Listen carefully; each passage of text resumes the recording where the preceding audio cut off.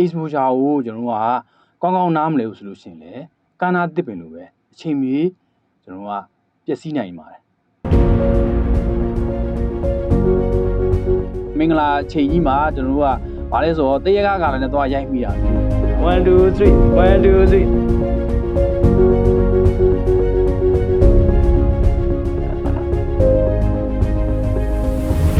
လက်တွေ့လက်ခုပြတာပေးတာမှာဖြစ်ပါတယ်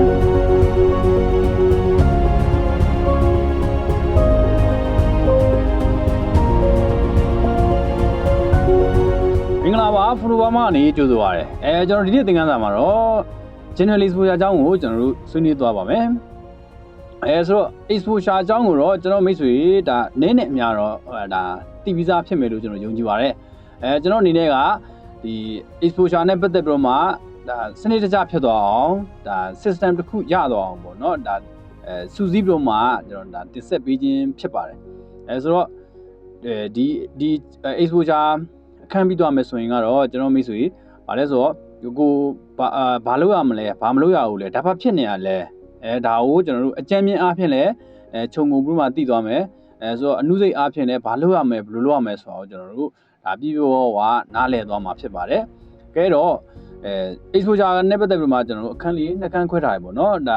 general exposure နဲ့ဒါ local exposure နဲ့ပေါ့ကျွန်တော် project တွေစီမံခန့်ခွဲမှုလုပ်တဲ့ခါမှာအောင်မြင်မှုရဖို့ဆိုလို့ရှိရင်ကျွန်တော်က general objective specific objectives အရေးပုံရရည်မှန်းချက်နဲ့ဒါ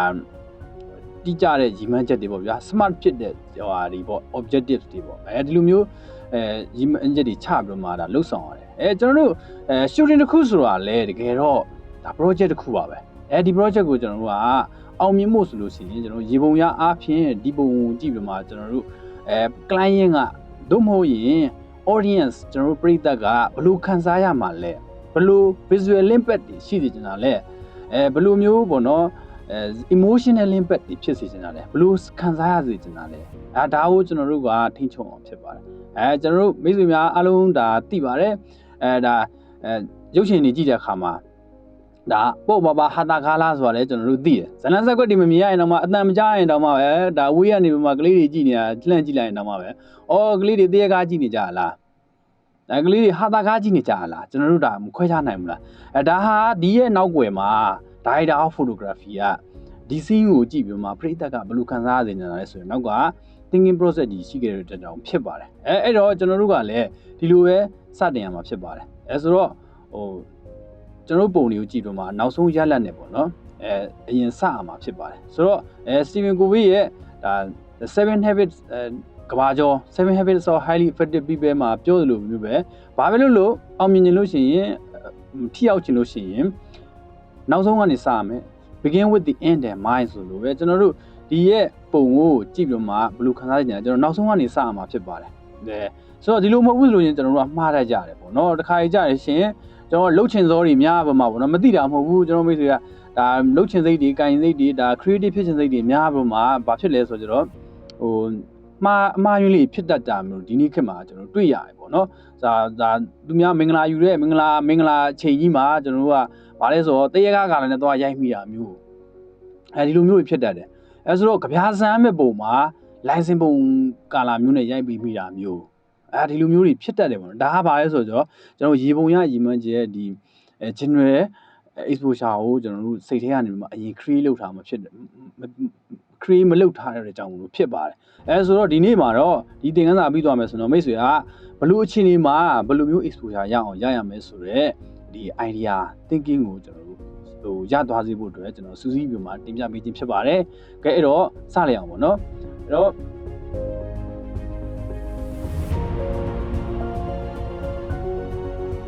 ကဲပြီးအဲ့တော့ဒီgeneral exposure ကိုကျွန်တော်ဒီတရုပ်ပြဖို့အတွက်ပေါ့နော်ဒီအတွက်တီးတန့်ဒီ shooting တစ်ခုကိုကျွန်တော်လုပ်ထားပါတယ် model တယောက်တည်းကိုဒါတစ်ချိန်ထဲမှာတနေရာထဲမှာlighting set up ကလည်းအတူတူပဲ make up look ကလည်းအတူတူပဲပေါ့နော်အဲ့ဒီဟာကိုဒါမီးပါပါလေးကိုလူတို့ပို့ short လုပ်လိုက်ရုံလေးနဲ့တင်ကျွန်တော်ရဲ့ vision ကျွန်တော်ဖြစ်ချင်တဲ့ဒီဟိုပေါ့နော် general objective ကိုနည်းနည်းလေး change လိုက်တာနဲ့တင်ဒီမှာနောက်ဆုံးရလဒ်တွေကဒါတက်ဆင်အောင်ဒါလွဲချော်နေတာဟိုခြားနားနေအောင်ကျွန်တော်တွေ့ရမှာဖြစ်ပါတယ်ဆိုတော့ အဲ့ဒီလိုပဲအပြင်မှာ project တွေရိုက်ပြီဆိုလို့ရှိရင်လည်းကျွန်တော်တို့ထားလိုက်တဲ့ဒီဟိုရီမန်းချက်ပေါ်မူတည်တော့မှာပုံတွေကဘာမှမဆိုဖြစ်လို့ရပါတယ်ဆိုတော့ကျွန်တော်တို့တစ်ခုချင်းကိုကျွန်တော်တို့ဘယ်လိုမျိုးတစ်ခုချင်းကနေပေါ်မှာဘယ်လိုမျိုးတက်ရောက်မှုတွေရှိလဲဘယ်လိုဘာအားသာချက်တွေရှိလဲဘာအားနည်းချက်တွေရှိလဲဘယ်မှာတွေ့ရလဲတစ်ခုချင်းရဲ့သဘောတဘာဝတွေကိုကျွန်တော်တို့လေ့လာကြည့်အောင်ပေါ့နော်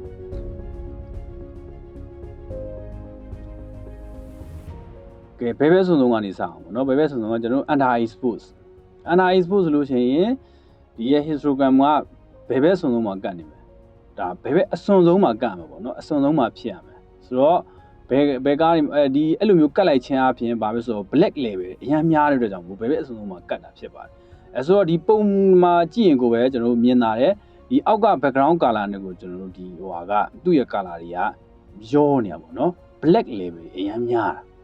အဲ့ဆိုလို့ရှိရင်ဒီရဲ့ဟိုဟာမှာ histogram မှာဒီလိုပုံစံမျိုးတွေ့ရမှာဖြစ်ပါတယ်အခုလိုပုံစံမျိုးပေါ့နော်ဘေးကနေ black level တွေဒီလိုမျိုးရှိတယ်ဆိုလို့ရှိရင်ဒီလိုမျိုးဘေးမှာဟိုဖြစ်ရမှာကတ်နေမှာဖြစ်ပါတယ်ဆိုတော့အဲ့လိုမျိုး black level အများများပြီဆိုလို့ရှိရင် visual impact အနေနဲ့ကဒါတက်ရောက်မှုအနေနဲ့ဘာဖြစ်တာလဲဆိုတော့ fear ကြောက်ရွံ့မှုပေါ့နော် dread ဒါတုန်လှုပ်မှုနဲ့ပတ်သက်တာ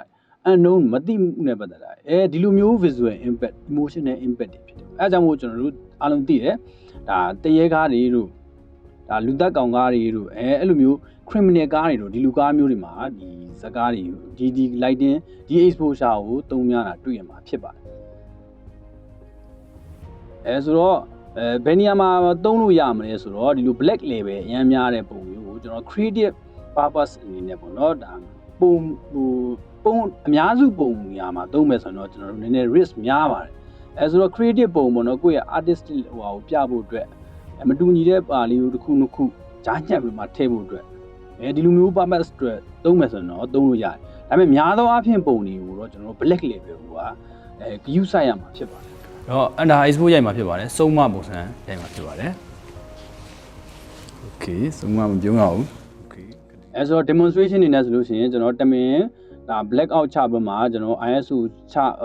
အပါချာကိုကြစ်ပြီးတော့မှကျွန်တော် ambient ကိုအကုန်လုံးကေးပြတယ်ဟိုဒီဟိုဟာဒီအကုန်လုံးကိုလည်းကေးပြပေါ့နော် free light ဒီအကုန်လုံးကိုလည်း short ချပြပြီးတော့မှဒီလိုမျိုးရိုက်လိုက်တဲ့ခါဆိုရင်ဘာဖြစ်သွားလဲဆိုတော့ black level များများနဲ့ဘယ်ဘက်ဆုံးမှာကတ်နေတဲ့ဒါဟိုတစ်ခုရမှာဖြစ်ပါတယ်ဒီလိုမျိုး under expose ပုံရလက်ကိုရမှာဖြစ်ပါတယ်ဆိုတော့ဒီပုံကိုကြည့်မယ်ဆိုတော့ကျွန်တော်ဒါသိကြတယ်ဒါနူးညံ့မှုသိမ်မွေးမှုလှပမှုကတော့ဒါခံစားမှာမဟုတ်ဘူးပေါ့နော်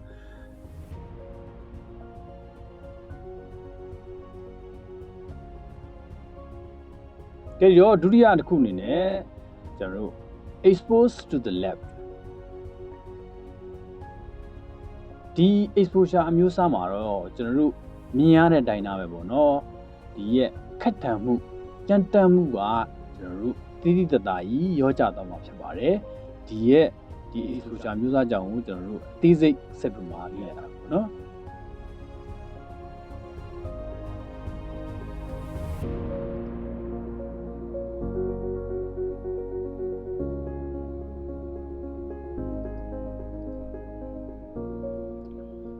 expose to the left ဆိုတဲ့အတိုင်းသားပဲကျွန်တော်တို့ရဲ့ဒီရဲ့ histogram ဒီဘယ်ဘက်ကိုကပ်ပြောနေမယ်ပေါ့နော်သူ့ရဲ့အများစု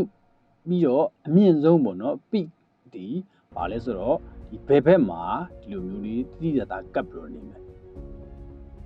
သူ့ရဲ့ visual impact အနေနဲ့ဆိုလို့ရှိရင်သူကထူးဆန်းတယ်ပေါ့ mysterious ဖြစ်တဲ့ drama သိရမလားဇလန်ဟိုဟာဒီပေါ့ဇက်နာတဲ့ဟိုဟာဒီပေါ့နော်grounded realism ဒါခက်ရုန်းကန်ခဲ့ရတာဟိုရှေ့ခေတ်ကကျွန်တော်တို့ရာဇဝင်ကားတွေတို့ဟလာmedieval ခေတ်ကဒီပေါင်မုံတစ်လုံးရဖို့သိရမလားဟိုဝတ်တထည်ရဖို့ဒီလိုမျိုးတအားခက်ရုန်းကန်ခဲ့ရတဲ့ဒီအခြေအနေတွေကိုကျွန်တော်ပြဖို့ထင်ဟပ်ဖို့ဆိုလို့ရှိရင်ဒီ under expose လေးချပြီးမှာပေါ့နော်ဒီလိုမျိုးပြလေးရှိတယ်ပေါ့နော်ဆိုတော့ဒါလူတိုင်းသိပါတယ်ဒါ Game of Thrones တို့ဒါအခုmedieval ဇာတ်ကားတွေမှာလို့ရှိရင်ဒါ under expose ချထားအောင်ကျွန်တော်တို့တွေ့ရမှာဖြစ်ပါတယ်ထို့တူပဲကျွန်တော်တို့အရှိတိုင်းဇာတ်ကားတွေဖြစ်တဲ့ Jumon တို့ဟုတ်လားပြီးတော့ရာဇဝင် fairy tale ဇာတ်ကားတွေဖြစ်တဲ့ဒါ Cinderella တို့ဟုတ်လား Snow White တို့ဒီလိုဇာတ်ကားတွေမျိုးဆိုလို့ရှိရင်လည်းဒါဒီ under expose ဒါပေါ့နော် expose to the left ပေါ့ဗျာဒါမတိမတာလေးဒါ အဲ့လိုမျိုးလေးချထားတဲ့ဒါ exposure strategy ကိုသုံးတာမျိုးကျွန်တော်တို့တွေ့ရမှာပဲဖြစ်ပါတယ်ဆိုတော့အရေးကြီးတာကတော့ဘာလဲဆိုတော့ကျွန်တော်တို့ဒီ NI ဟာပေါ့နော် expose to the lab ကိုရိုက်မယ်ဆိုလို့ရှိရင်ဟာပေါ့ black ကိုမရောက်တာတေချာအောင်တော့ကျွန်တော်တို့ကလောက်မှာဖြစ်ပါတယ်တကယ်လို့ဟိုမတော်တဆပေါ့နော် black ကိုရောက်သွားပြီဆိုရင်ကျွန်တော်တို့ကအဲ့ဒီ data ကိုအဲ့ဒီတန်ဖိုးကိုကျွန်တော် edit လုပ်လို့မရတော့ဘူးเนาะပြန်ပြီးမှဒီ black level ဆိုတာဟိုဒါ NLP value ရဒါတိတိကျကျပြောမယ်လို့ရှိရင်ဒါ10အောက်ကဏ္ဍနေပေါ့เนาะဒါ10အောက်ကဏ္ဍနေဆိုလို့ရှိရင်ဒါဒီနောက်ပိုင်း post processing မှာဘယ်လိုမှအဲ့ဒါ10လို့ရတော့တဲ့ကဏ္ဍနေပေါ့ပေါ့เนาะ data ပါလာဖို့အတွက်ကြောင့်ဒါ share ဆိုတာ rate ကတော့ဒါ10ကနေ30အတွင်းမှာရှိတဲ့ဒါ rate ဒီ rate နေဒီပါဆိုတော့ကျွန်တော်တို့အတိုင်းအတာတစ်ခုတည်းအောင် mid 3လောက်ထောင်ရအောင်ပြန်ပြီးမှ10လို့ရတယ်ဆိုတော့ဒါကိုကျွန်တော်တို့ကရိုက်နေတဲ့ချိန်မှာဒီ histogram ကိုကြည့်ပြီးမှဒီခြားကောင်းကောင်း monitor လုပ်အောင်ဖြစ်ပါတယ်ဒါ let's demonstration နဲ့ဆိုလို့ရှိရင်ဒါဘယ်လေးမှာကပ်လို့ပေါ့နော်ဒါဒီပုံရိပ်ဆိုလို့ရှိရင်ဒါခုနတယောက်တည်းကိုပဲအဲ့ဒါကျွန်တော်တို့ဒါတီကြတော့ခုနလိုမျိုးတော့ဒါကြမ်းထမ်းတဲ့ဒါဘာဖြစ်တဲ့ကြောက်စရာကောင်းတဲ့မှုမျိုးတော့မဟုတ်တော့ဘူးပေါ့နော်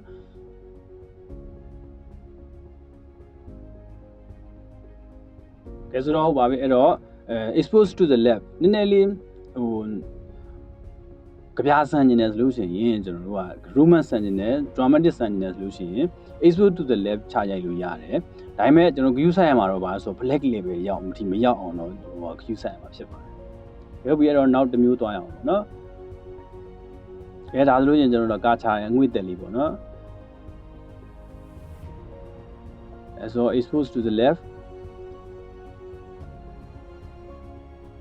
expose to the left ညနေခင်းကြီးကိုရိုက်ခဲ့တာဒါပေမဲ့အဲ့ဒီရဲ့ကျွန်တော်တို့ဟို black out မဖြစ်တော့အောင်ကျွန်တော်တို့ကတော်တော်လေးကိုမှပဲ view site ပုံမှာရိုက်ရတယ်ပေါ့နော် expose to the left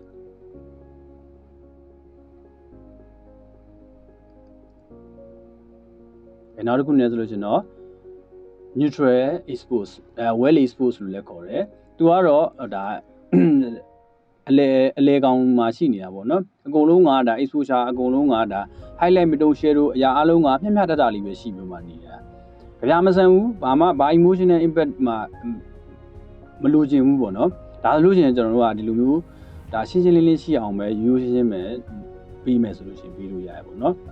ဆိုတော့သူ့ရဲ့အသုံးကတော့ဘယ်နေရာမှာသုံးလဲဆိုတော့ဒါ commercial တို့ဟိုပါပေါ့နော်ဒီ documentary တို့ဒါ standard broadcast တွေပေါ့နော်ဘာ emotion မှမလို့တဲ့ဒါနေရာမျိုးတွေပေါ့နော် line စင်ပုံရိုက်တာမျိုးတို့သတင်းမှတ်တမ်းတပ်ပုံယူတာမျိုးတွေတို့ဟို e-commerce ပုံမျိုးဟိုတင်ဖို့မျိုးတွေပေါ့နော်ဆိုတော့အဲ့ဒီပုံမျိုးတွေကြတော့ကျွန်တော်တို့ကဘာအောင်ဆိုဟိုကြပြဆန်မို့လဲမလို့အပ်ဘူးလေသူကအဓိကဘာအောင်ဆိုတော့ clear ရှင်းရှင်းလင်းလင်းမြင်ရမယ်ပြီးကြလို့ရှိရင် true to life ဖြစ်မယ်ပေါ့ဒါဟိုအပြင်မှာမြင်ရတဲ့ဒိုင်နာပုံစံမျိုးပေါ့ယုံကြည်လို့ရတယ်ပေါ့ဒါ authentic ဖြစ်ဖို့လိုတာပေါ့နော်သတင်းကြီးညာအစီအစဉ်ကြီးညာလို့ရှင်လဲဒါအဝါကိုကပဲဒါ authentic ဖြစ်ဖို့အရင်လိုရတယ်ကြည့်လိုက်တာနဲ့ကမှယုံကြည်လို့ရလောက်တဲ့ဟိုဟာမျိုးပေါ့နော်ဟို effect တွေရမ်းပြီးနေရဆိုလို့ရှင်ဒါအဲ့မှာတင်ကိုကဒါယုံကြည်မှုကမရှိတော့ဘူးဆိုတော့အဲ့အတွက်လည်းဒီ lighting ကအင်မတန်အရေးကြီးပါတယ်ဆိုတော့ဒါလေချောင်းလိုင်းရှောက်တယ်တို့ line စင်မရိုက်တယ်လို့ဆိုလို့ရှင်လဲကျွန်တော် effect တွေပြီး drama တွေဖြစ်လူမျိုးတွေဖြစ်နေလို့ရှိရင်အဆင်မပြေဘူးပေါ့နော်ဆိုတော့ဒါလည်းသူ့တန်ဖိုးနဲ့သူရှိရပေါ့နော်အရေးကြီးတာတော့ကျွန်တော်တို့ကဒီကြပြဆန်းမဲ့ပုံမှာဒီလိုမျိုးဒါအရင်ဟိုနေရာမှာမျိုးမသုံးဘူးပေါ့နော်အရေးကြီးတာဆိုတော့ဒီဟိုကြည့်လိုက်မယ်ဆိုရင်တော့ဒါ well exposed ပုံကိုကြည့်လိုက်မယ်ဆိုရင်တော့ဒါ histogram ဒီအလဲကောင်မှာတောင်ကုန်းပုံစံဒါ balance မျှပြီးတော့နေမှာပေါ့တောင်ကုန်းပုံစံလည်းဖြစ်ချင်မှာပဲတခါကြလို့ရှိရင်လည်းနည်းနည်းလေးပက်လက်လေးလည်းဖြစ်မှာပဲဆိုတော့အလဲကောင်မှာသူကနေပြီးမှဟိုဘက်ဒီဘက် balance မျှနေတယ်ပေါ့ဒါဆိုလို့ရှိရင်ကျွန်တော် well exposed ပုံယူစလို့ရရပေါ့နော်ကဲတော့ဒီပုံလို့ချင်းဒါဟိုဘက်ဒီဘက်လေးဒါအကြမ်းမြင့်ကြည့်လိုက်မယ်ဆိုလို့ရှိရင်ဒါမျှပြီးတော့နေရပေါ့နော်အဓိကအများစုဒီအဲ့လိုမျိုးမျှပြီးတော့နေတယ်ဒါလို့ရှိရင်ဒါ well exposed ဆိုပေါ့နော်အဲ့ဒါဘွဲပုံတွေတို့ပါရိုက်မယ်ဘွဲပုံတွေအိမ်ဧကန်းထဲမှာတစ်သလုံးချိတ်ထားမှာကျွန်တော်တို့က drama တွေဖြစ်လို့မရဘူးပေါ့နော်ဖြစ်စရာမလိုဘူး သူတို့ရဲ့ make up တွေတို့ဒါဟွာတွေတို့ပေါ့နော်အဝတ်စားတွေတို့ရှင်းရှင်းလင်းလင်းမြင်ရမယ်ဒါ effect တွေရမ်းမပြိနေဘူးဒါမှမဟုတ်လို့ရှိရင်ရပြီပေါ့နော်ကဲနောက်နံပါတ် 4အနေနဲ့ပေါ့နော် expose to the right expose to the right ကတော့ကျွန်တော်တို့ဒီ histogram မှာကြည့်လိုက်မယ်ဆိုလို့ရှိရင် expose to the right ဆိုတဲ့အတိုင်းပဲညာဘက်လေးကိုရိပ်ရိပ်လေးကတ်နေမှာဖြစ်တယ်ဆိုတော့အဲ့ဒီကနေပြီးမှကျွန်တော်တို့ဘာ visual impact ရမှာလဲဆိုတော့ optimistic ဒါအကောင်းမြင်ခြင်းတို့ joyful တို့ safe ဖြစ်တယ်တို့uplift မှုပေါ့နော်အဲ့လိုမျိုးဒါတက်ကြွတဲ့မှုမျိုးပေါ့နော်လူငယ်ဆန်တဲ့ဒါရင်ခုန်ရတယ်သိရမလားပျော်ရွှင်ရတယ်ဆိုတဲ့ဒါဟိုမျိုးပေါ့နော်ခိုက်တန့်မျိုးရပါတယ်အဲအကြောင်းမို့ကျွန်တော်တို့အားလုံးသိတယ်ဒါ commercial တွေတို့ဟလာကြော်ညာတွေဒီ MTV ပေါ့ပါပါတွေသိရမလားအဲ့လိုမျိုးဟာတာကားတွေတို့ဒီလိုမျိုးတွေဆိုလို့ရှိရင်ကျွန်တော်ဒီဟို hiking scene တွေတော်တော်များများကိုတွေ့ရမှာဖြစ်ပါတယ်ဆိုတော့ဘူကြီးကားတို့ဟလာပေါ့ပါပါတွေပြောရရွှင်ရတဲ့ဟလာအဲ့လိုမျိုးဇာကားမျိုးတွေဟလာနီကိုလက်စပတ်ရဲ့ဒါဟွာဒီဒါကာဘာမှာကလေးကကျွန်တော်တန်းပြီးတော့တည်တာဒါ romance ဖြစ်တော့မယ်ပျော်ရတော့မယ်ဒါ romantic ဆန်မယ်ဆိုတာဟာကြီးอ่ะပေါ့နော်အဲဆိုတော့ကျွန်တော် pre-wedding မှာလိုချင်ဘယ်လိုသုံးလို့ရမလဲဆိုတော့ပေါ့ပေါ့ဗျာရန်ကြီး heavy လည်းမဟုတ်ဘူးသိရမလား traditional တွေမဟုတ်ဘူးဟို casual ဝတ်စုံလေးတွေနဲ့မဟုတ်ဒါမှမဟုတ်ရင်လည်းကိုရီးယားဆန်ဆန်လေးပေါ့ပါလေးဆိုလို့ရှိရင်ပျော်ရွှင်ရတဲ့ movement လေးတွေဟလာလူမျိုးလေးဆိုလို့ချင်းကျွန်တော်တို့ကဒီရဲ့ဒီ strategy ကိုကျွန်တော်သုံးလို့ရမယ်ပေါ့အဲ့ဒါလူငယ်ဆန်ဆန်ပေါ့ဗျာဟိုဟာဆိုလို့ရှိရင်ပေါ့ပါဆိုလို့ရှိရင်ဒါညာဘက်လေးကိုဖေစုကန်ကိုကတ်ပြီးတော့မှရိုက်လိုက်မယ်ဆိုလို့ရှိရင်ရပြီပေါ့နော်ဘယ်ပါနောက်ဆုံးအနေနဲ့တော့ over expose ပေါ့နော်အဲ့တော့ over expose ရဲ့ထူးခြားချက်ကတော့ဘာဆိုတော့ညာဘက်မှာကတ်ပြီးမှနေပေါ့နော်ညာဘက်မှာလုံးဝကိုညာဘက်အစုံဆုံးကနေပြီးမှ peak လေပဲညာဘက်အစုံဆုံးမှာရှိပြောနေတယ်ဆိုတော့ C ထဲမှာကြည့်လိုက်မယ်ဆိုလို့ရှိရင်ကျွန်တော်အဖြူတွေများပြောနေမှာဖြူတွေ white level တွေပေါ့နော် white level ဆိုလို့ရှိရင်ကျွန်တော်90ရာနေမှာ100ကြားထဲမှာရှိတယ်ဒါ LEV value ရလို့ရှိရင်လုံးဝဟို DDA ပြောက်လဲလုံးဝဘလုံးတော့ဖြစ်သွားတာပေါ့နော်ဆိုတော့သူ့မှာလည်းသူ့ရဲ့ visual impact ရှိတယ်သူ့ရဲ့ emotional impact ရှိတယ်ဘာလဲဆိုတော့ကျွန်တော်ကြည့်အောင်အဲဆိုတော့ ethereal heavenly တို့ဟလား serial တို့ disorienting ပေါ့နော်ဆိုတော့ဒါဟွာတွေတို့ဟိုနတ်သမီးတွေတို့ဟလားဟို angel တွေတို့ဟိုသေရွာပြန်နေဟိုလားဟိုအတိတ်ကိုပြန်ပြီးတော့မှဒါတတိရတဲ့ဟာတွေတို့ဒါအဲ့လိုမျိုးပေါ့နော်ဟိုတမလွန်ဘဝတွေနဲ့ကျွန်တော်တို့ဒါအဲ့လိုမျိုးပတ်သက်တဲ့ဆက်နွယ်တဲ့ကိစ္စတွေလို့ရှင်ဒါအဲ့လိုမျိုးဘလုံးနောက်ဖြစ်နေတဲ့ဟာတွေသုံးလို့ရတယ်ပေါ့နော်ဆိုတော့ဘလူးနေရာမှာသုံးတယ်ကျွန်တော် dream ဒါအိမ်မက်ဆန်တဲ့ဟာတွေတို့เนาะ fantasy တွေတို့ဒါနောက်ကျောင်းပြန်တဲ့ကိစ္စတွေတို့ဟလားဟို after light တွေပေါ့เนาะလာဟိုဒါဇလန်းတွေထဲမှာဆိုလို့ရှိရင်ဒါသိပြီးသားသူတွေနဲ့တွေ့တာတွေတို့ဒါ simulation တွေတကယ်မဟုတ်တဲ့ဟာတွေနဲ့တွေ့တာဆိုလို့ရှိရင်ပေါ့เนาะဒါဟို metric ကားထဲမှာဆိုလို့ရှိရင် simulation ကလည်းရောက်တော့မှဆိုလို့ရှိရင်အဲ့ဒီရဲ့ဒါ white ဘလုံးနောက်ဟိုင်းနဲ့ပြတာကျွန်တော်တွေ့ရမှာဖြစ်ပါတယ်ကဲဒါကတော့ကျွန်တော်တို့တမင်တကာဒါညာဘက်ကိုကပ်ပြီးမှပြီးကိုညာဘက်ကိုကပ်အောင်တမင်တက် over expose ဖြစ်အောင်ဒီချာတမင်တက်ရန်ကူးထားခြင်းဖြစ်ပါတယ်အဲဆိုတော့ကျွန်တော် look ကလည်းဘာမှမတူတော့ဘူးเนาะသိရမလားနတ်ဖျားမလို့ဘာလို့အဲ့လိုမျိုးဟိုနတ်သမီးလို့အင်ဂျယ်လို့ပါဖြစ်သွားဘူးเนาะ effect ကပေါ့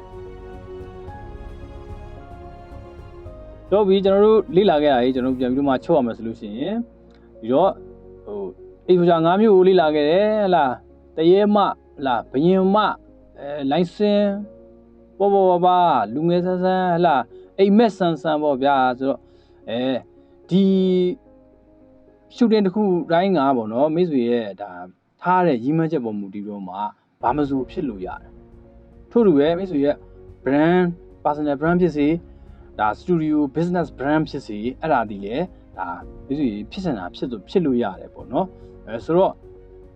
ထို့တူပဲတပြိုင်တည်းထဲမှာလည်းဒီ exposure ကိုကျွန်တော်တို့ကကောင်းကောင်းနားမလဲဘူးဆိုလို့ရှိရင်လေကာနာတစ်ပင်လိုပဲအချိန်မီ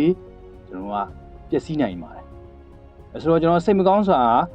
နဲ့ဒါစိတ်မကောင်းစရာပုံမြင်တစ်ခုကိုကျွန်တော်ပုံမြင်မဟုတ်ဘူးကျွန်တော်အဖြစ်အပျက်တစ်ခုကိုပြောပြမယ်ဆိုလို့ရှိရင်ဒါကျွန်တော်တို့ဒါဓာတ်ပုံစပြီးတော့မှဒါပညာကိုလေ့လာကာစားအထူးသဖြင့်ကျွန်တော်ဒီ portrait ဘက်ကိုဒါပို့ပြီးမှလေ့လာကာစားကျွန်တော်နေခဲ့တဲ့မျိုးတစ်ခုမှာကျွန်တော်အားကြရတဲ့ကျွန်တော်လေးစားရတဲ့ဒါစတူဒီယိုတစ်ခုရှိခဲ့တယ်ဓာတ်ပုံဆရာတယောက်ရှိခဲ့တယ်သူ့စတူဒီယိုကအရန်အောင်မြင်တယ်တော့ဘွဲချိန်ကြီးဆိုစီတန်းပြီးတော့မှဒါ pre wedding ချိန် wedding ချိန်ဆိုလို့ရှိရင်သူ့မှာစီတန်းပြီးတော့မှဒါသူနဲ့ပုံကင်ရဖို့အတွက်ကိုလူရဲ့ရဲရတဲ့အနေအထားမျိုးဘွဲဆိုလို့ရှိရင်လည်းသူဆိုင်ရှိမှာကိုစီတန်းပြီးတော့မှကိုစောင့်ပြီးတော့မှရဲရတဲ့အနေအထားမျိုးအဲ့ဒီကနေမျိုးမှာဒါဟိုမှာတော့တစ်နှစ်မှာတော့သူဘလို့เจ้าမို့လည်းမသိဘူးပေါ့နော်ဒါဝါရှော်တွေတွားတက်တယ်စီတန်းပြီးမှတက်တယ်ဝါရှော်တွေဆီမနာတစ်ခုပြီးတစ်ခုလိုက်တက်အဲ့ဒီမှာသူဘာဖြစ်လာအောင်ဆိုတော့ပြန်လာတဲ့အချိန်မှာအဲ့ဒီနှစ်မှာဘာဖြစ်လာလဲဆိုတော့ပုံဒီအကုန်လုံးကကြောင်းကမြန်နေဖြစ်ကုန်တာဘွဲတွေက black label တွေနဲ့ရိုက်တာ background black label တွေနဲ့ရိုက်တာခေါင်းမမြင်ရတော့ pre-wedding ပုံတွေကလည်းအကုန်လုံးကလုံးဝစိတ်စားလို့ဆိုသမားကလာလုံးဝတရေကားကလာလူမျိုး muted ဟိုဟာအကုန်လုံးဖြစ်ကုန်တာပုံကတပုံးတလီမဟုတ် theme တစ်ခုလုံးကြီးကအဲ့လိုဖြစ်ကုန်တာ wedding event ကြီးကလည်းအဲ့လိုမျိုးတွေဖြစ်ကုန်တာဆိုတော့အောက်မှာပရိသတ်တွေကကောင်မနေနိုင်ဖိုင်နိုင်ကိုဝင်ပြီးတော့မှမှန်ကြတယ်ဟာကြောက်စရာကြီးအဲ့ဒီချိန်မှာ तू ကအရန်ခေါင်းမာတယ်ပညာမာနနဲ့ပေါ့ဗျာရမလားဟိုပရိသတ်တွေကိုနလက်ဘိန်းလုံးပုံစံမျိုးနဲ့ပြန်ပြီးမှ तू ကဘာဖြစ်တာနုပညာနားမနေတဲ့သူဆိုတဲ့ပုံစံမျိုးနဲ့ဘာဖြစ်တာဆိုတော့နောက်ဆုံးမှာတော့ဘာဖြစ်သွားလဲဆိုတော့ခုသူမရှိတော့ဘူးစတူဒီယိုလည်းမရှိတော့ဘူးပေ့လည်းမရှိတော့ဘူးဘယ်ရောက်သွားလဲကျွန်တော်မသိတော့ဘူးနော်ကျွန်တော်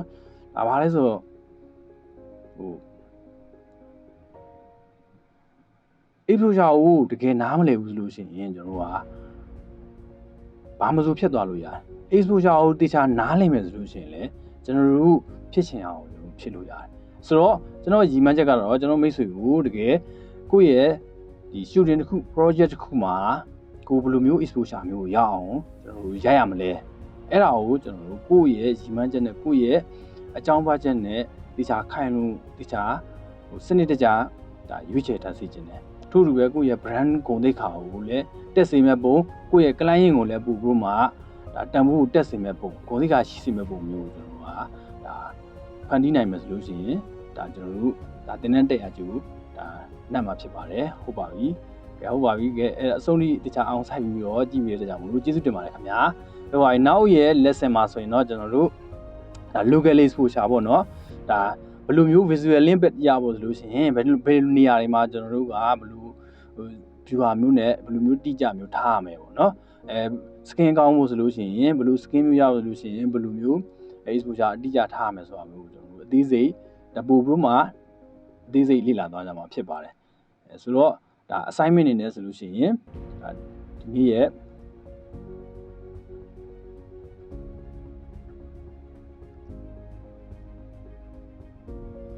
အဲ့ဒါဒီ chat တွေကတော့ကျွန်တော်အသေးစိတ်မပြောတော့ဘူးပေါ့နော်ကိုဒီ PowerPoint တွေလည်း share ပေးထားမှာဖြစ်တဲ့ကြောင့်မို့လို့